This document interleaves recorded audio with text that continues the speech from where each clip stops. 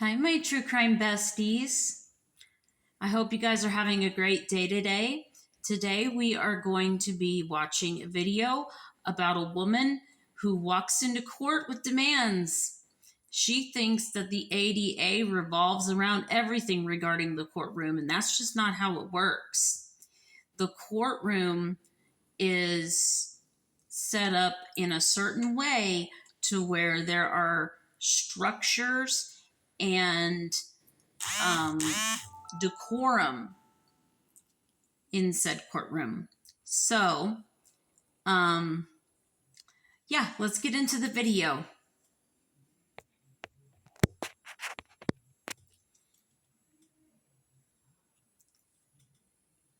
And so,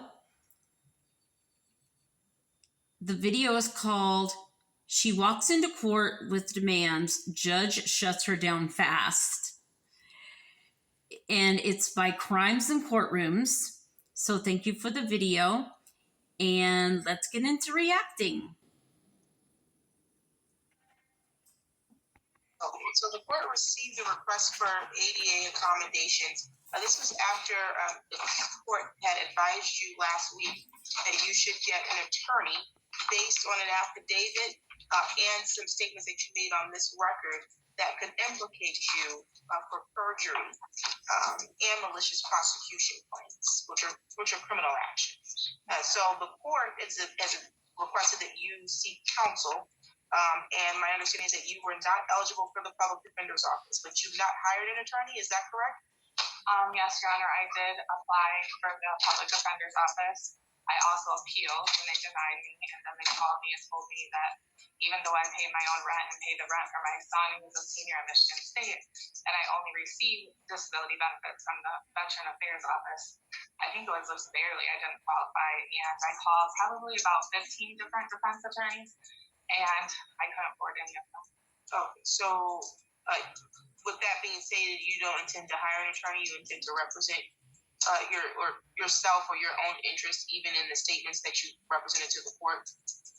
Yes, Your Honor. Okay, and you understand that there's a risk of putting yourself into a situation where you could be facing perjury charges. Yes, Your Honor. Okay. The court wants to also address your request for ADA accommodations, you said, based on panic PTSD symptom management. You're requesting permission to take breaks as needed if panic or dissociative symptoms escalate. By nature of how we run the court, if there's a situation where you need to take a break, the court always grants breaks. So that's something that needs to be requested, or especially. She doesn't have to ask the court you that. request ability to pause testimony briefly for grounding before answering questions. I don't know what that means. Grounding? Yeah, it just means that sometimes I have to calm down. I'm on Klonopin medication for PTSD. Okay, we don't rush you, so that you don't need to request that. So you can breathe or take your time whenever you are getting ready to answer a question. Okay, Your Honor. Okay. Access to water at all times. Water is available. Did you bring water? No, I did not. Okay, so how do you think you're gonna have access to all times? If you think I'm gonna get you the water? Maybe 5% I would be having. That we can get you what we give the jury. It's a very small bottle of water, but you're more than welcome to bring all the water that you need. If your ADA requires you to have access to water, I would have imagined you would have brought water with you. That was just part of a request in case, how long it takes. We can get you water, but this is the size of the bottle. Okay? So if you need any more water than that, it's best that you bring a water bottle. That's why I have this one. Okay? Permission to remain seated. You will be seated at all times during your testimony and under oath. It says questions to be asked one at a time. For the rules of evidence, they can't ask compound questions, so you don't need to make a request for that because they're not allowed to ask compound questions. If there was a compound question, there would be a lot of these she doesn't need to even ask the court. No yelling, raised voices, or hostile or intimidating tone directed at me. I don't know what you mean. What I mean by that, Your Honor, is I felt that AP Pfeiffer had that type of tone with me at the last conference, and my son had to watch on YouTube when the conference was over, where AP Piper called me crazy, and I have post-traumatic stress disorder, and that definitely put me over the edge. Your son had to watch, you said? No, my son, he watched it. He watched because he knows your hearings are on YouTube, and he watched it, and then I didn't want to watch it because I've already been in, mental health crisis for a couple months now, and I felt it was very unprofessional and against ADA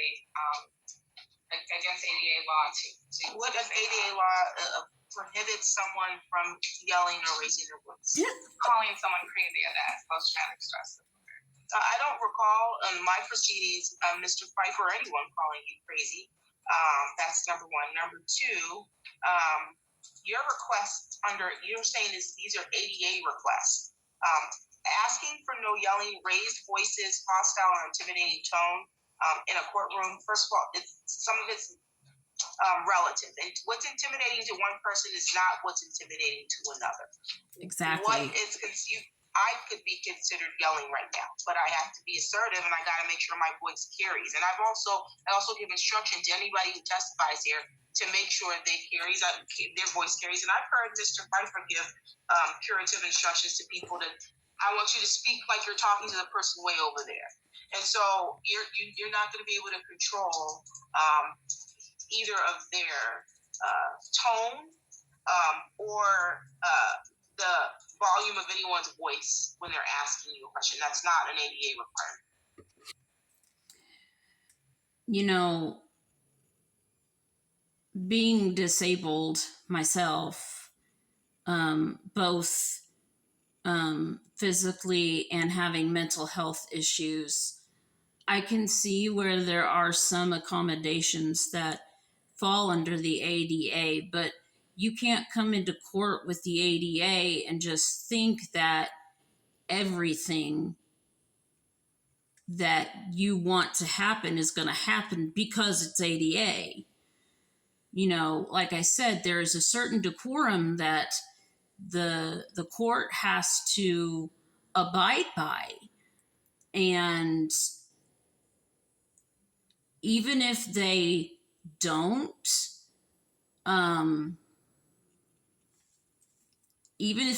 abide by what you want them to do, just because you're disabled doesn't mean that you're going to get away with it and get everything that you want. It's not protected under ADA, okay?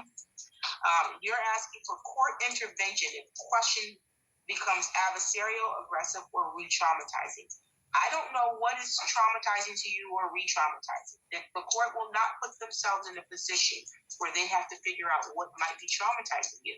My job is to make sure that they follow the court rules. Exactly. If there's questions that are argumentative, that's against the court rules. Or if there's an objection, and she makes the that's rules. when the court will intervene by the nature of a violation. Based on But when it comes to law. just asking questions that you don't like, you still have to answer them. You understand that? Ability to request clarification of questions, you absolutely can request. I usually give that instruction when I swear witnesses in. If you don't understand the question, you just ask for clarification. And sometimes it could be that they just need to rephrase the way it was stated. Prohibition on threats of criminal exposure. Absolutely not. You must be advised that you could face, some criminal exposure by some of the things, especially under your circumstances. And never have I seen anyone so adamant that they want to produce documents to the court directly and on the record that could put them at risk for criminal exposure. And that's what we have here, which is why you were advised you should get an attorney. Yeah, Your Honor, the clerk was the one that has to serve that, right? So. The clerk cannot tell you that you need Yes. to serve anything. You probably call the clerk to find out how to get something to the judge. So that was on you. You can't blame it now on the clerk that you sent an affidavit admitting to perjury. Okay, I don't believe I was admitting to perjury, but I understand. Okay. And then, let's see. You asked for acknowledgement on the record that I am a witness with PTSD. I don't know how you expect that to be acknowledged. You are allowed to You are only allowed to answer the questions that are asked. And so if that's asked of you, that's fine, to the extent that it may or may not be relevant to the information being brought forth, but but the court won't be making the acknowledgments that are on the record. And you're talking to me, and I already have been advised that you have PTSD. So Yeah, I'm the only one. PTSD and panic disorder. Yeah, so that's fine. You let the court know. I'm the only one making a decision in this matter. This is not a jury trial, so you don't need to make an acknowledgement to anyone other than me, and I've already been advised. Okay. Assurance that accommodations will not be used to assess credibility. That's not an ADA protection. None of these things that you're talking about are ADA protection. None of them. From who? Who gave you this? She must not have really known. What's the official's name? I'm not sure. I don't have it with me. Okay, these are not ADA requirements. Okay. These are some things that you might like, but in this particular situation, I'm the one that assesses credibility. No one else is assessing credibility, just me. Okay. No negative inference drawn from emotional responses, pauses, or needs for grace. I don't know what that means. If you're talking about how we determine credibility, there's a lot of mechanisms used to determine credibility. You won't be able to control that. Okay? I guess I should have rephrased that better. I just would ask Your Honor to take in consideration that I've been in an active mental health crisis for a few months now since my father passed away and everything else I'm dealing with. I can imagine, and to the extent that you need, some pauses, or that you need a break, or that you're emotional, the court does not typically just make a negative inference of that, other than the fact that you are emotional. So let's see. Ability to submit brief written clarification if testimony is interrupted by symptoms. You are not allowed to submit written communication or clarification of testimony. Testimony is done here in court verbally and on the record. That's why I asked what official gave you this information, because we need to contact them, because this is not information that should be disseminated to people. Your Honor, I'm a plaintiff in several civil cases right now, so rules are a lot different. I've never been. Rules are a lot different than what? Where I can submit things, say things. So I'm just not familiar with the criminal court. You know that I do civil matters as well. No, I did not. Yeah, we do civil and criminal here, so I'm very familiar with the civil rules. So that's why I'm asking you, what about this makes you think that this is appropriate, and even in civil court? To have ADA accommodation? These are not ADA accommodations. These are. Repeat the question.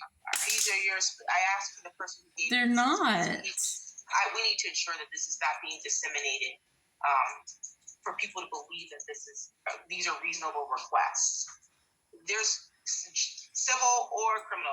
Your testimony is on the record under oath, in person, not in writing.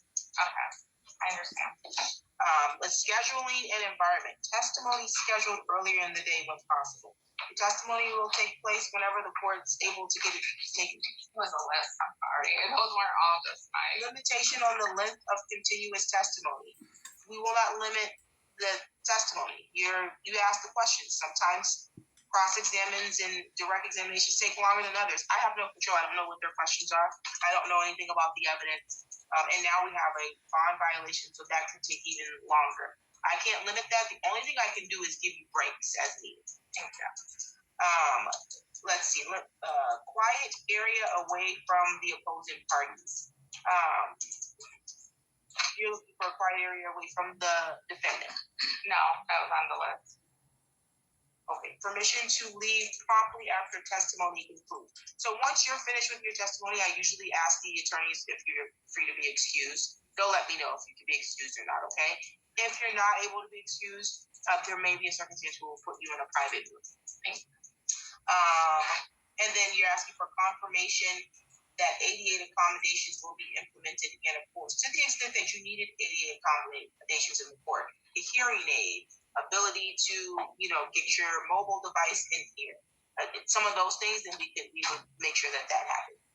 These things that I have here are not ADA accommodation or requests that are protected by ADA, I should say. Okay. Assurance that the requested Nope. accommodations will not result in retaliation or prejudice. I'm the only one making the determination here. I'm taking the time to go through these one by one, so that you are clear. Whoever gave you this list should have been clear that these are things that you can maybe request, but they're not protected under ADA. That's right. And then accommodations to be memorialized on the record, which we've done. And so, did you have any questions about this? No, I would just request that whenever, if you have time, to review the January 2nd conference where I was attending, and where everyone had left the room, and it was just you and Assistant Attorney Pfeiffer in the courtroom, and that is where you could see on YouTube where he called me crazy. Okay, I will review whatever that you're requesting me to review. Again, you're not looking to hire an attorney to represent you? I tried to, and I just couldn't afford when I was denied public defender. Okay. My other concern is that I believe there was some level of request that you are asking to retract something that's out of the court record. You don't have the ability to retract anything that you filed with the court. Okay. Okay, so that will be, whatever you filed with the court will remain as part of the court file. I was just told that by Attorney Pfeiffer that no one could accept it except the detective, so the detective has it. I'm not sure what you're referencing. He said that he cannot accept any affidavits or clarifications, and the defense attorney cannot, and the judge cannot. So he said that I have to submit it through Detective Kennedy. Right, correct. So you can be in contact with Detective Kennedy. I don't know if she's here today or not, but that's your best bet, is to be in contact with her and provide her with any information. I did. Okay, great.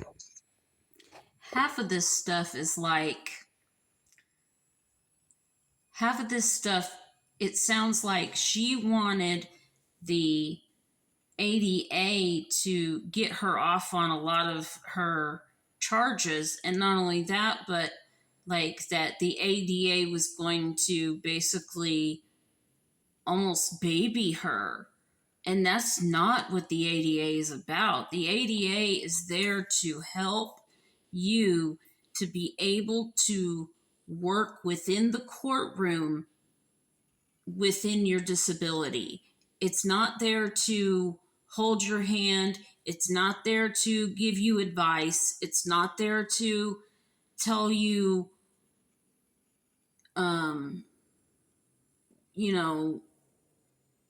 that you do have to do this or you don't have to do this. It's like it sounds like that she wants more a case of help with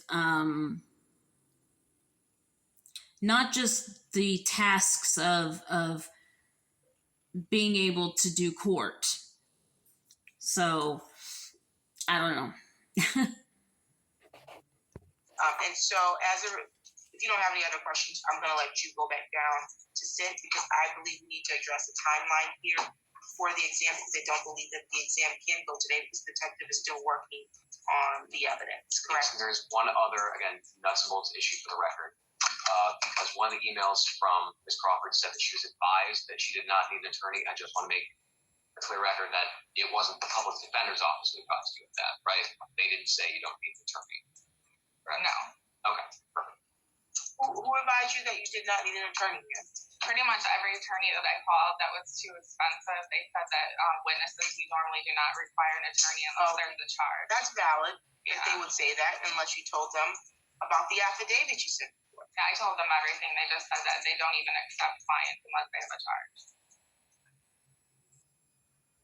They don't accept clients unless they have a charge? Unless there's a charge. Most of them didn't even know what a conflict attorney was when I asked them. They must not be criminal attorneys. They were. It doesn't make sense. I have a criminal attorney sitting right there. Are you familiar with the conflict counsel? Yes. Because you are a conflict counsel often, aren't you? Yes. Yeah. Can you represent me then? Because I've asked everybody I could. And so, I don't know if you've been calling criminal. She has a pretty good attitude. I mean, and then there's a lot of times she's not where witnesses have to have an attorney to protect them from saying something on the record, or even questions that could, be self-incriminating. You understand your right against Yes, I self-incrimination. tried. Yeah, I tried. I called a lot of them, and most of them wanted $5,000 to $10,000 down just for 1 hour. Yikes. That sounds accurate. Yeah. And for a retainer, but And I have a son that goes to Michigan State, and I have my own bills, so I have no way to afford it. I can imagine. I recognize that you're strapped, but the court has done with the best that they can do. I can't make the public defender take the case, right? And I can't make you get an attorney. That I can only give you an opportunity to do that to protect yourself. So we're going to have to move forward with this case either way. Let me get you. You can go have a seat. Thank you, ma'am.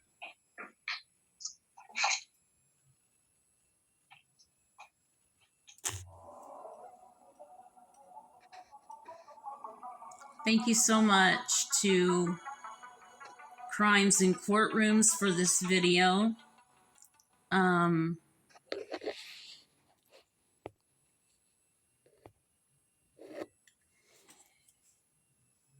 I think that it was just a matter of she just didn't know what she was allowed and not allowed to do. And I appreciate the fact that she wasn't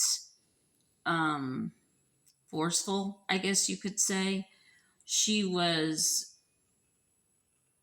pretty nice about, after hearing everything that the ADA wouldn't do for her and would do. I think she kind of got it after a while. So, but yeah. So I will